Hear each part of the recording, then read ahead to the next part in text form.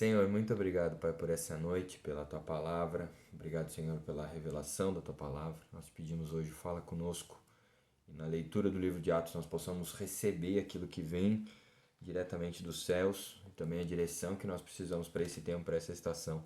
Guia-nos, Senhor, para o conhecimento, reveste-nos fisicamente, emocionalmente e principalmente, Senhor, transforma a nossa mente com aquilo que é a Tua palavra e a Tua verdade. É em nome de Jesus que nós oramos e te agradecemos. Amém e amém.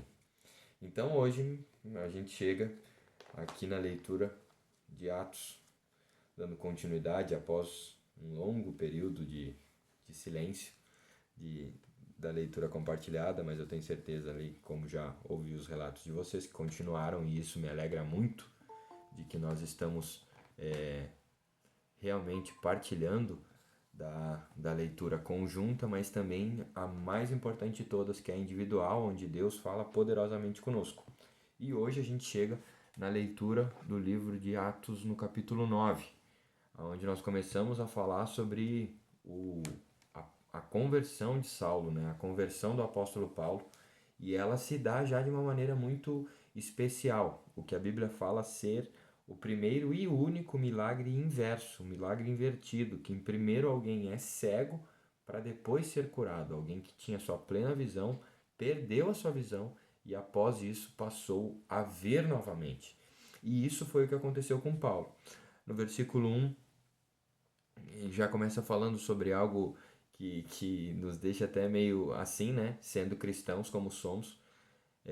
Enquanto isso, Saulo, motivado pela ânsia de matar os discípulos do Senhor, procurou o sumo sacerdote, pediu uma carta solicitando que todos aqueles que estivessem no caminho cooperassem para que Paulo conseguisse ter mais êxito ainda na sua missão de perseguir a igreja. Mas quando ele começa a se aproximar de Damasco, de repente uma luz do céu brilhou ao seu redor. Ele cai no chão e ouve uma voz dizer: Saulo, por que você me persegue? Quem é tu? Perguntou Saulo, e a voz respondeu: Sou Jesus, a quem você persegue. Agora levante-se, entre na cidade onde lhe dirão o que fazer. Bom, aí a gente já tem aquela experiência. O que Saulo viu? Ele viu Jesus. O que nos é como uma grande motivação para quando nós estamos no caminho, mas perdidos na direção e no propósito, quando nós estamos em uma direção ou quando nós estamos em um propósito que não o propósito que Deus tem para as nossas vidas, essa é a nossa oração. Senhor, faz com que essa luz brilhe nos meus olhos, ou daquela pessoa que a gente conhece que não está próxima ou que não entendeu ainda o que está acontecendo na realidade da fé, do propósito do reino da sua vida, que ela tenha sua visão aberta, que os seus olhos se abram e que ela veja essa luz e essa luz venha mostrar. Então Saulo vê a luz, ele vê a Cristo, ele ouve e ele cai.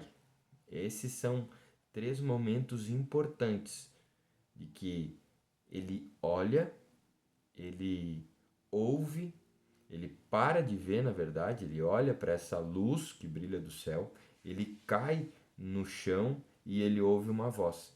Então, aí a gente tem uma direção do Espírito para uma transformação da vida de Saulo. E essa deve nos ser também uma realidade para uma real e verdadeira transformação. Quando nós estamos olhando para um propósito errado, nós vamos em direção a Cristo. E como nós sabemos que estamos indo para a direção certa a partir de agora? Quando nós temos uma nova visão, quando uma luz brilha e nós conseguimos perceber que Deus está nos dando uma nova visão, uma nova direção para onde ir, e essa é uma verdade em nós. Então, os nossos olhos se abrem, nós ouvimos algo e normalmente caímos em aquela situação que tanto nos era por motivação errada, onde normalmente nós vemos isso como uma porta que se fecha, mas para que uma se feche, muitas outras se abrem. Paulo ele entra na cidade e os homens que estavam com ele ficam calados, não viam, não sabiam o que estava acontecendo, e Paulo entra e é conduzido na cidade de Damasco. E lá ele permanece cego por 3 dias e não comeu nem bebeu coisa alguma. Então Ananias foi chamado pelo Senhor numa visão, dizendo: Vá à rua direita, à casa de Judas. Ao chegar, pergunte por um homem de Tarso chamado Saulo. Ele está orando nesse momento. Mostrei-lhe numa visão um homem chamado Ananias chegando e impondo as mãos sobre ele para que voltasse a enxergar. Bom, versículo 13: um homem como nós, um servo de Deus como nós, Ananias, tem as suas ressalvas. Como assim? Espera um pouquinho. O senhor está falando que eu vou até Saulo, o perseguidor da igreja, aquele que fala que quer nos matar. Eu vou até ele. Não, não pode ser verdade. Tá de brincadeira comigo? Não, não pode ser. Até que o Senhor comece a dizer: não, espera aí. Vai até ele, porque Saulo é um instrumento que eu escolhi para levar minha mensagem aos gentios, aos reis, bem como ao povo de Israel. E eu vou mostrar o caminho que ele deve sofrer. E eu vou mostrar a ele quanto deve sofrer por meu nome. Então Ananias, ele é chamado para essa cura, ele é chamado para essa transformação na vida de Saulo. E a primeira resposta é uma resposta natural. O Senhor sabe de quem a gente está falando. E isso não parece tão natural para você quando a gente está falando, às vezes, em um culto, ou quando a gente está lendo a palavra e lê aqueles textos que parecem inalcançáveis de pregar, de ir e levar o evangelho, e a gente fala: não, mas espera aí, para essa pessoa? Não, essa pessoa não dá. Essa é impossível. A gente está falando de alguém que persegue cristãos, alguém que fala mal. Não, esse não dá, esse é impossível. Não vai até lá, porque o Senhor também morreu por ele. Então, quando Ananias chega até para impor as mãos, ele já chega com aquele medo, com aquele melindre, né? Ele já chegou com aquele momento dizendo assim: Irmão Saulo, a coisa já mudou, né? O perseguidor da igreja já é tido agora como um outro momento. Irmão Saulo, o Senhor me mandou, o Senhor Jesus, que apareceu para você no caminho para cá, me enviou para que você volte a enxergar e fique cheio do Espírito Santo. Então, no mesmo instante, algo semelhante às escamas caiu dos olhos de Saulo, sua visão foi restaurada e ele se levantou, foi batizado e depois de comer recuperou suas forças. E aí a gente vê que o Saulo, ele tem o seu nome transformado e ele vira um grande pregador. Saulo permanece em Damasco mais alguns dias e logo começa a falar de Jesus nas sinagogas. Ele é o Filho de Deus. Só que, imaginem, alguém que era um ferrenho perseguidor da igreja começa a falar sobre Jesus, ele começa a pregar, no mínimo estranho. As pessoas começaram a dizer: não, espera aí, esse não era aquele que nos perseguia, esse não era aquele que tentou nos matar. E aí perguntavam: não foi ele que nos levou como prisioneiro aos principais sacerdotes? A pregação ela começa a se tornar cada vez mais poderosa, porque pois ele deixava os judeus de Damasco perplexos, provando que Jesus é o Cristo. Provando como? Demonstração de poder. Depois de certo tempo, alguns judeus começam a conspirar para matá-lo.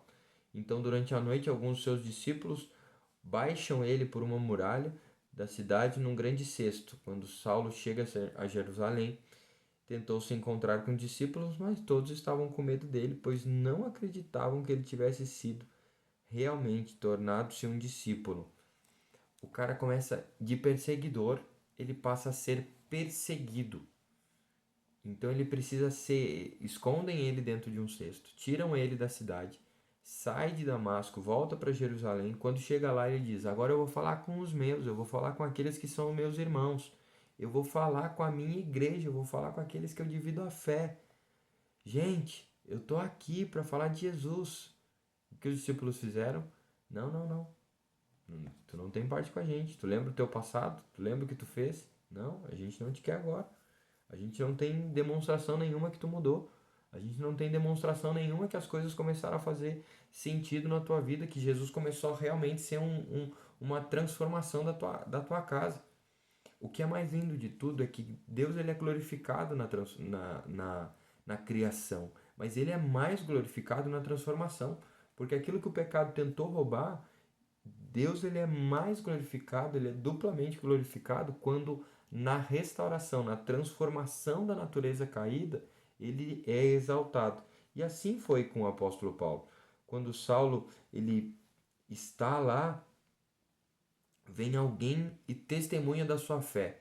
Por que é tão importante testemunhas? Por que o próprio batismo das águas coloca-nos como testemunhas da transformação de alguém? Porque Barnabé chegou lá e disse: olha, tudo que ele está falando, esse cara viveu. No caminho de Damasco, ele viu o Senhor, falou, ouviu, e ele começou a pregar, falar do nome de Jesus. Então, no versículo 28, Saulo permanece com os apóstolos, andando com eles em Jerusalém, pregando corajosamente em nome do Senhor. Também conversava e discutia com alguns judeus de fala grego, mas estes procuravam matá-lo. Então, quando os irmãos souberam disso, levaram Saulo a Cesareia e de lá enviaram a Tarso, cidade natural dele. A igreja tinha paz em toda a Judéia, Galiléia e Samaria, e ia se fortalecendo à medida que andava no temor do Senhor e, encorajada pelo Espírito Santo, crescia em número.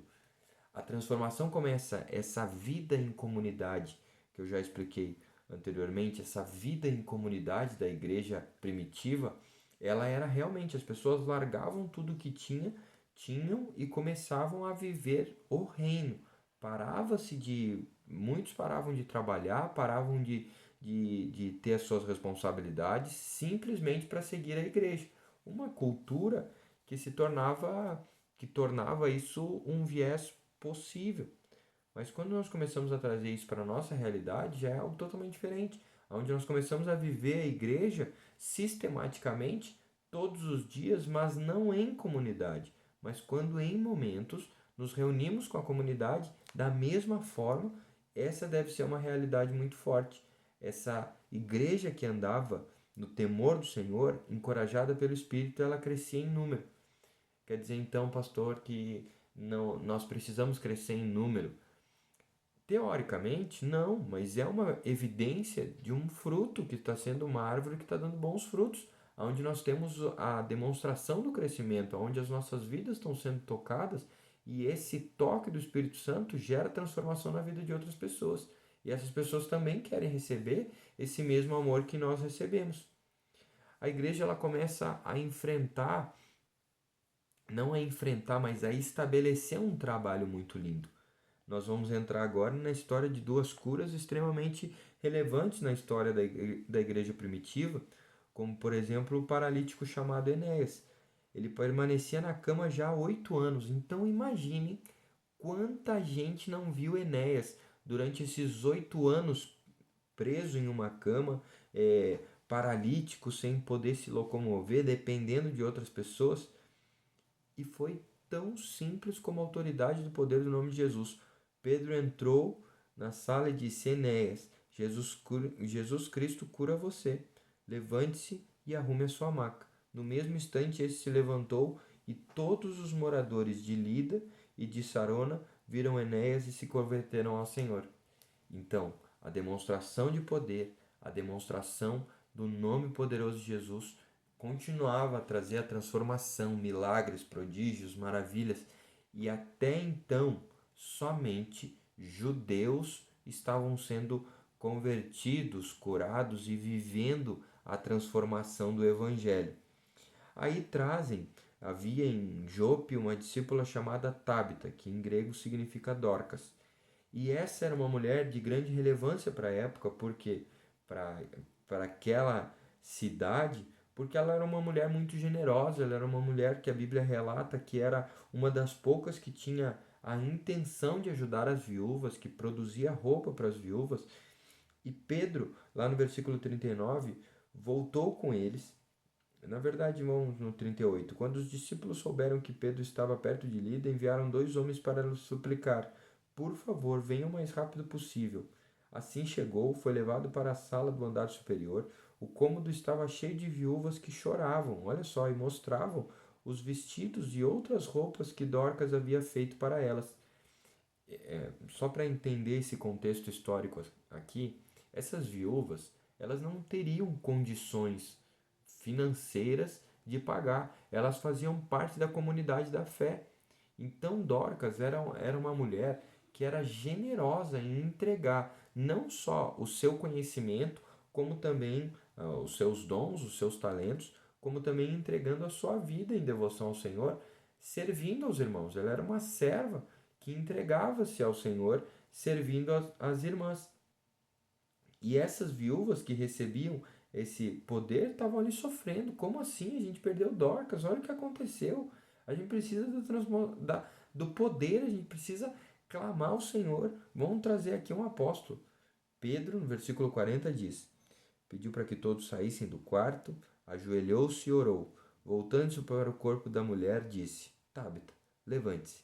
Ela abriu os olhos. Quando viu Pedro, sentou-se. Ele lhe deu a mão, ajudou a levantar e, em seguida, chamou os discípulos e as viúvas e apresentou-a viva. A notícia se espalhou por toda a cidade e muitos creram no Senhor. Pedro ficou em Jope algum tempo, hospedado na casa de Simão.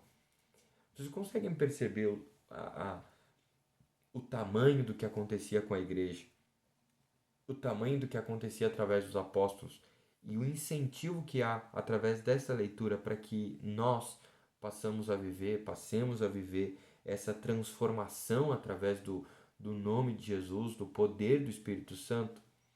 Esses milagres, eles eram naturais. Essa ressurreição, a vida, a transformação pelo nome de Jesus, a cura do paralítico, as ferramentas de Deus para trazer à existência não só a igreja primitiva, mas trazer à existência essa realidade da vida, aonde muitos tinham a desesperança, vinha-se novamente a esperança através de Jesus Cristo. E agora a gente entra num período da história, no capítulo 10, aonde não só mais os judeus vão estar recebendo a bênção da salvação, a bênção de compartilhar e ter comunhão com Jesus, mas eles vão também manifestar a entrega, o amor e receber Jesus Cristo. E isso se dá através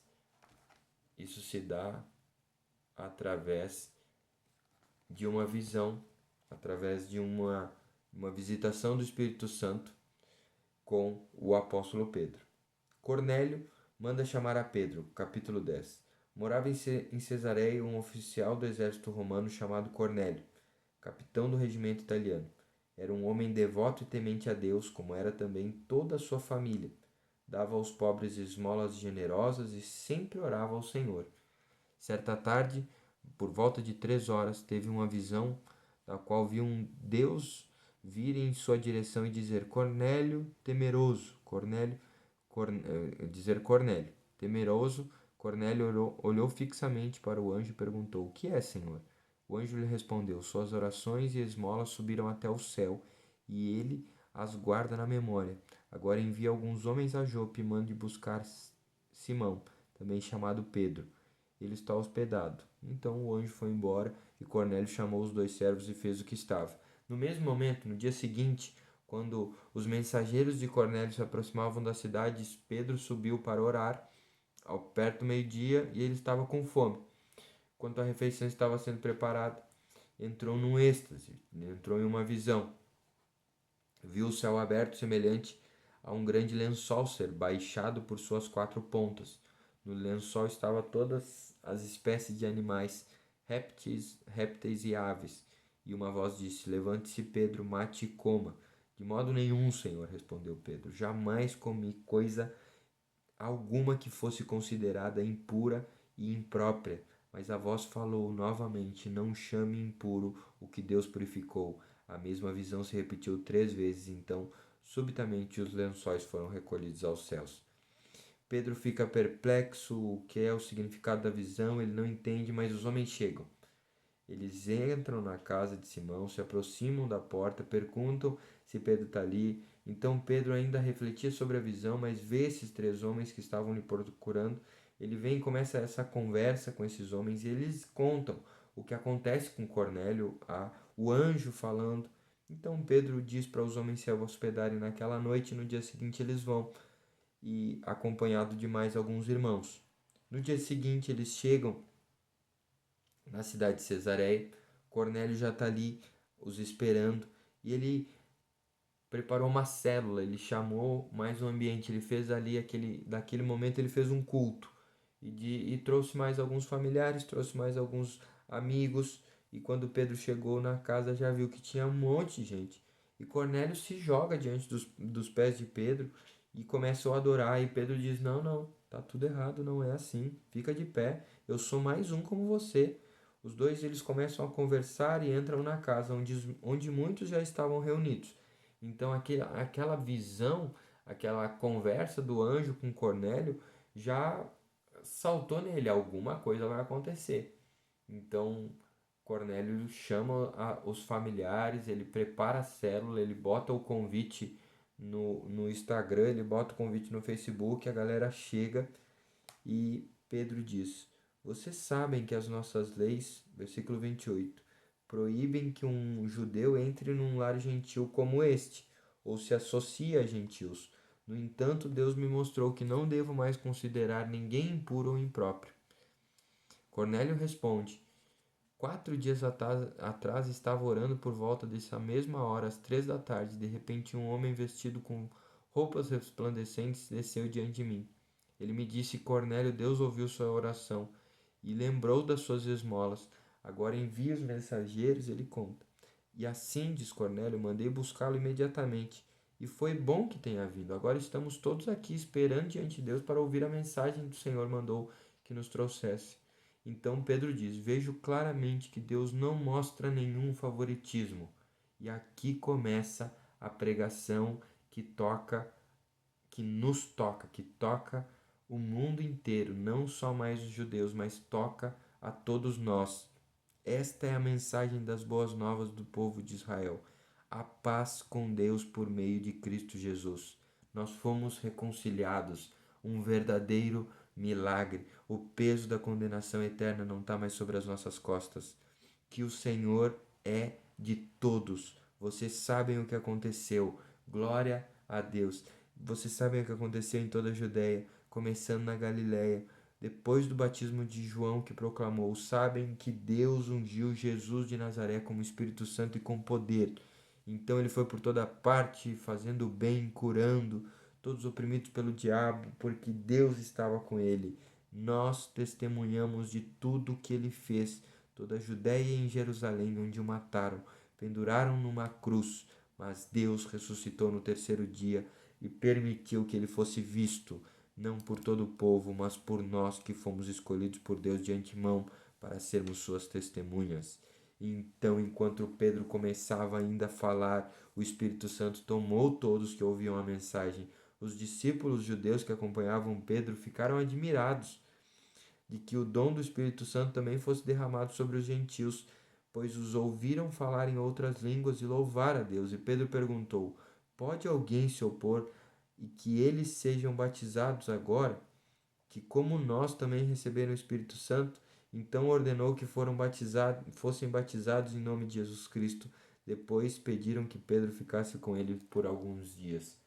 Olhem aonde chegou, aonde Deus levou Pedro, a nossa realidade, aonde se imaginava ser inalcançável, a Jesus chega.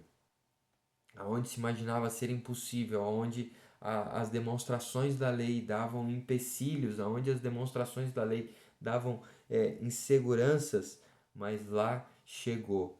E esses homens gentios que não teriam parte pela lei, pela graça, recebem o poder do Espírito Santo, são batizados em novas línguas, são batizados do Espírito Santo e também são batizados nas águas. E Pedro diz: Eu não vou me opor com o que Deus quer fazer. Se o Espírito Santo os escolheu, nós vamos sim levar essa mensagem. Mas Pedro precisou chegar de volta a Jerusalém e ele começa a contar o que está acontecendo. A notícia ela começa a tomar uma proporção maior do que se imaginava. Os apóstolos já chegam, os discípulos já chegam dizendo: Como assim, cara? Você entrou na casa dos gentios e até comeu com eles. Versículo 2 do capítulo 11. Pedro conta tudo o que aconteceu, contou da visão, contou da visita, contou de tudo que estava acontecendo. E lá no versículo 12 ele diz: O Espírito me disse para que eu fosse com ele sem nada questionar. Esses 6 irmãos me acompanharam como testemunhas, e logo entramos na casa desse homem. que havia nos mandado buscar, e contou que um anjo tinha aparecido a ele. E o anjo disse: Como você e toda a sua casa pode ser salva? O Espírito Santo desceu sobre eles, versículo 15, e como ocorreu conosco nos primeiros dias. E então me lembrei das palavras do Senhor Jesus quando disse: João batizou com água, mas vocês serão batizados com o Espírito Santo. E uma vez que Deus deu a esses gentios a mesma dádiva, o mesmo presente que nos deu, que deu a nós quando cremos no Senhor Jesus Cristo, quem era eu para me opor a Deus? Ao ouvir isso, todos pararam de levantar objeções e começaram a louvar a Deus, dizendo: Vemos que Deus deu aos gentios o mesmo privilégio de se arrepender e receber a vida eterna. Aqui eu coloco um parêntese importantíssimo. Olhem como esses homens eram sensíveis à voz de Deus. Imaginem na nossa realidade, em que muitas vezes nós estamos olhando para a lei, para a letra e colocando limitações do que Deus e do que o Espírito pode fazer. É natural que nós não vamos acrescentar nada à mensagem e nós vamos nortear tudo aquilo que nós recebemos através da Bíblia. E nós vamos definir o que é bom e o que é mal através da mensagem, através da revelação bíblica e cristocêntrica.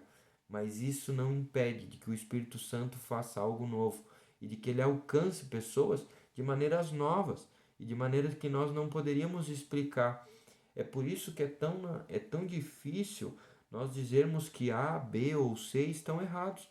Nós devemos ser zelosos com o Espírito Santo, mas tementes a Deus de que Deus ele é maior do que nós podemos imaginar, aquilo que nós podemos calcular, onde a nossa limitação mental poderia alcançar. Mas a igreja, ela cresce e ela cresce através da demonstração do poder. E agora nós começamos a alcançar na história os gentios. Nós começamos a tomar a palavra de Deus para pregar na Judéia, na Samaria, e nós estamos entrando nos confins da terra através de Cornélio. Então, para uma prova de curso de líderes, quem batizou Cornélio? Já está aí a resposta, que foi o próprio apóstolo Pedro. Mas a igreja começa a crescer. E esses discípulos começam a alcançar, e depois da morte de Estevão, eles começam a chegar em muitos lugares. Na Fenícia, no Chipre, na Síria, em Antioquia da Síria. E eles pregam a palavra somente, pregaram a palavra somente aos judeus. Mas alguns discípulos a Chipre, foram de Chipre e Cirene até Antioquia e começaram a anunciar também aos gentios. Então agora perdeu-se as limitações, as barreiras ideológicas e nós começamos a pregar para toda a criatura, todo ser vivo, ser humano começa a receber a palavra de Deus. E é assim que começou a acontecer, e a demonstração do poder fez com que a mão do Senhor que estava com eles, e muitos desses gentios começaram a crer e se converter. O que a igreja fez? Mandou Barnabé até lá. Soube de tudo que estava acontecendo e disse: Barnabé, vai lá ver se realmente faz sentido tudo isso que está acontecendo. Ele chega lá, ele vê a demonstração de poder. Versículo 22, ele vê tudo que está acontecendo. Versículo 23, desculpa.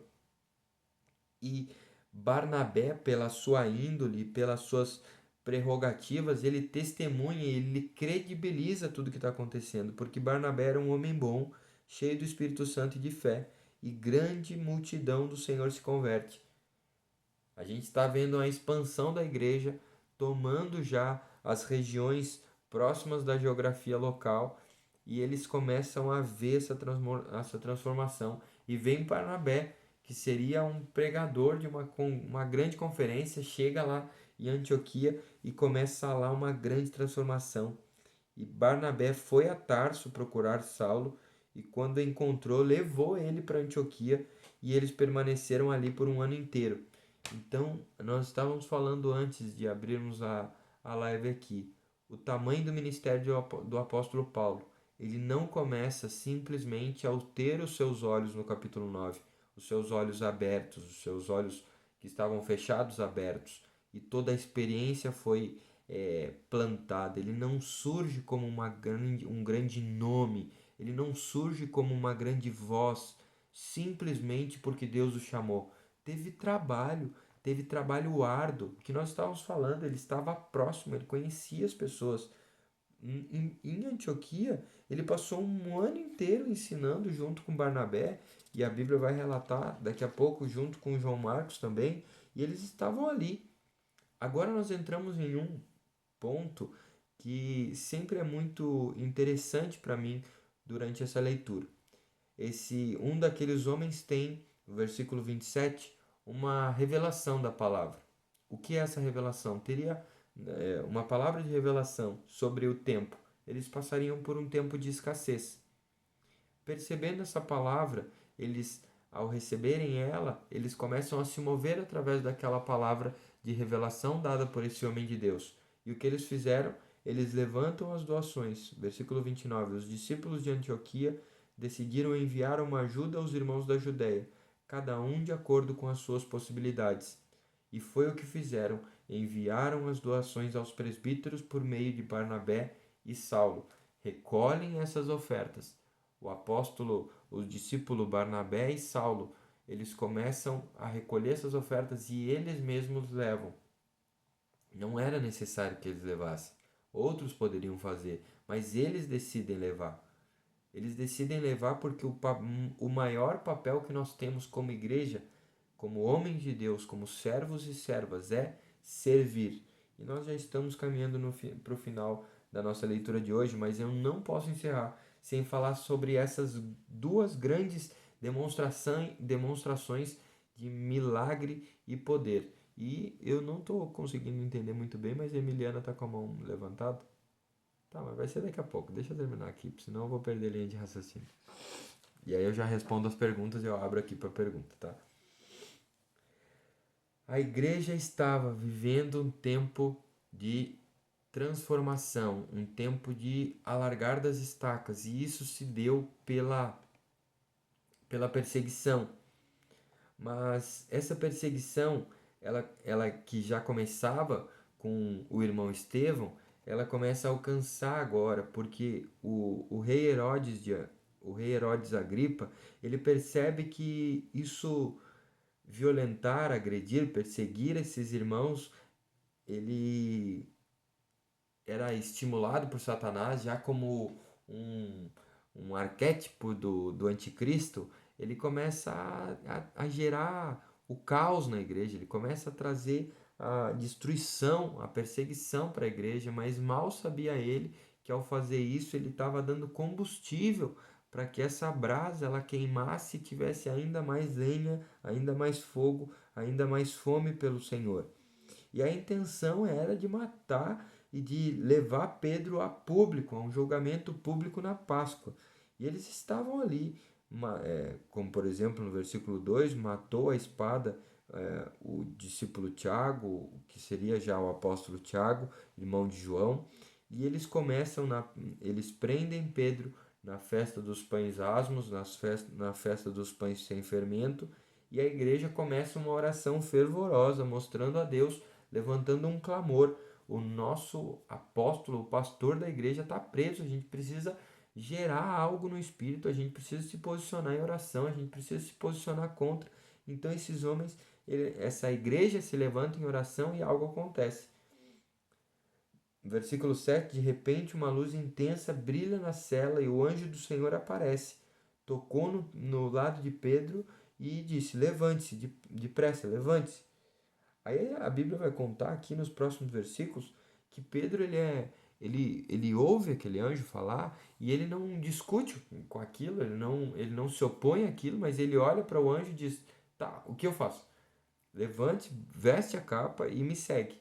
Eles passam pelos guardas com aquele anjo com Pedro e ao passar por aqueles guardas ele não é visto. Ele sai, simplesmente ele sai da prisão, aí ele se dá conta do que está acontecendo, ele acha que estava em um sonho, em uma visão, ele percebe o que estava acontecendo e ele vai até os irmãos. Ele teve a sua fuga de uma maneira muito simples. Um anjo tocou nele, chamou ele para ele sair. Não precisou correr, não precisou de nada, não precisou se esconder, ele simplesmente foi liberto. Uma verdadeira cura, um verdadeiro milagre, tirando Pedro de dentro da prisão para que ele continuasse o seu trabalho missionário, o seu propósito ministerial. E quando Pedro se dá conta, versículo 12, ele se dá conta disso, ele vai à casa de Maria, mãe de João Marcos, onde muitos estavam reunidos. Olhem que loucura. Ele bate a porta, a serva chamada Rode, ela foi atender.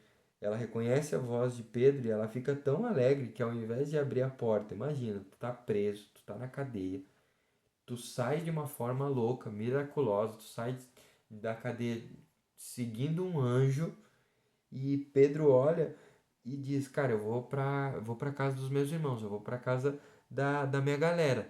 Ele chega na porta, alguém diz: É Pedro. E ao invés de abrir a porta, chega volta para os irmãos e diz: Vocês nem sabem, Pedro está solto. Ao invés de eles dizerem: Aonde está Pedro? Eles começam a dizer: Não, tu tá louca. Não, tu tá fora de si. Não, não, não. E Pedro está lá na porta. Pedro continua lá na porta e todos começam a dizer: Não, não faz sentido. E ela diz: Não, mas vocês precisam estar lá. E aí eles dizem: Não, deve ser o anjo dele. Enquanto isso, Pedro continua a bater na porta. Quando por fim abrem a porta e o veem, ficam admirados. Ele fez um sinal para acompanhar, continuam contando, e, e ao amanhecer houve um grande alvoroço dos soldados porque Pedro sumiu e esses soldados são mortos, são interrogados, mandam executá-los porque não tinha uma explicação para Pedro sair e Herodes sai da Judéia e foi passar um tempo em Cesareia. Então a igreja se levantou poderosamente, orou e o seu pastor foi liberto, a voz de autoridade foi liberta através da oração poderosa do povo do Senhor. O texto vai continuar mostrando a morte de Herodes, aquele que perseguiu a igreja. Ele se levanta como uma voz política no meio do povo, ele chega até me perdoem aqui, ele chega numa audiência onde estava sendo marcado, ele queria uma união política e quando ele se levanta para falar, o povo todo se ovaciona, grita: Essa é a voz de um Deus e não de um homem. Então vem um anjo do Senhor e fere Herodes com uma enfermidade que ele não conseguiu, pois ele não ofereceu essa glória, a glória que ele recebe a Deus. Então ele foi comido por vermes e morreu. Bem simples, bem light, bem tranquilo. E enquanto isso, a palavra de Deus continuava a se espalhar e muitos dos novos convertidos, quando Barnabé e Saulo terminaram sua missão em Jerusalém, voltaram levando consigo João Marcos.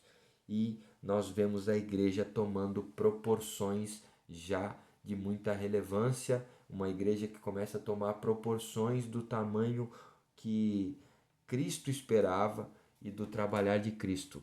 A igreja começa a alcançar os confins da terra a partir do trabalho dos discípulos, através do trabalho da igreja. Agora não é mais só onde viram Jesus pregando, mas é sobre aonde o poder de Deus chega através de nós, a igreja de Jesus.